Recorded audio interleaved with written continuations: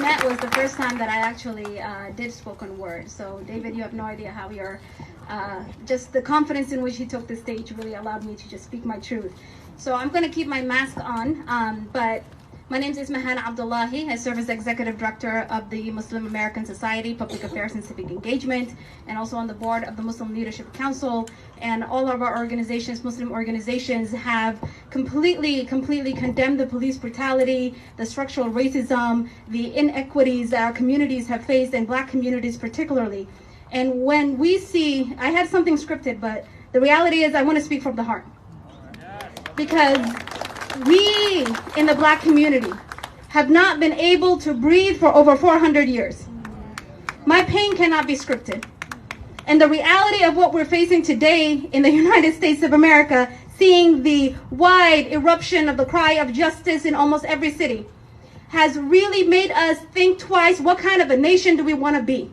Something we've been asking ourselves ever since the United States became a country. So when the first slave ships came and landed on Plymouth Rock, here's the reality. We have completely destroyed the lives of so many individuals, hundreds and thousands of people, so that we can build up a capitalistic white supremacist system to benefit the few, to benefit the white privileged folks. And the reality on the ground is the police brutality that we have been seeing, name after name, of our Black brothers and sisters who were killed simply because of the color of their skin, because they were seen as a threat before they were seen as a human being, is not going to stop without us demanding it. Frederick Douglass said that power concedes nothing without a demand. And if we stay silent, if we are quiet, if we are complicit, then we are part of that racist system. Ibram Kendi said in his book, either you are a racist or you're an anti-racist, there is no in between. And that's the reality and where we are at today. And as a Muslim woman, as an individual who has been impacted by Islamophobia, as a refugee who has been impacted by xenophobia, let me tell you, when folks see me, they see the color of my skin. And they see the ways that they can take out the light that brings us the joy of humanity, of being able to be connected through the different faiths that we have, the different backgrounds, the different ethnicities, and the wonderful food. Even though Somalis like it salty. So here's the thing. We're at a crossroads as a nation. And we have to choose at this moment how to be courageous, when to be courageous, when to step in, what voices to center, and that enough is enough. We can't breathe. And I want you to all say it with me. We can't breathe. We can't breathe. We can't breathe. Malcolm X said that you cannot separate peace from freedom. You cannot separate peace from freedom. Because nobody can be at peace unless there is freedom.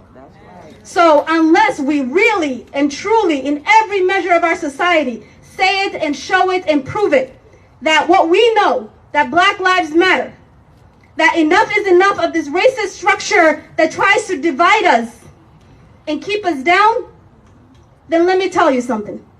We're not only going to repeat history, we're going to continue the history of what we've had before. So let me ask you all something. You don't have to answer. How much are you going to lean in with your faith? How much are you going to lean in with your courage? How much are you going to lean in and say that I will not stand on the sidelines as history is being made? That's right. So think about, what does it mean for you to stand up at this moment, to stand in solidarity, and to push back as the very, very cornerstones of our democracy are being threatened by a white supremacist in the White House, and the systems and the enablers that keep him there. So let's be courageous. Let's understand that nobody can be free until our Black community is free to live, to exist, to not be seen as a threat, to not be seen and labeled as thugs, to not be taken as individuals who are not going to be valued, because we know that we matter.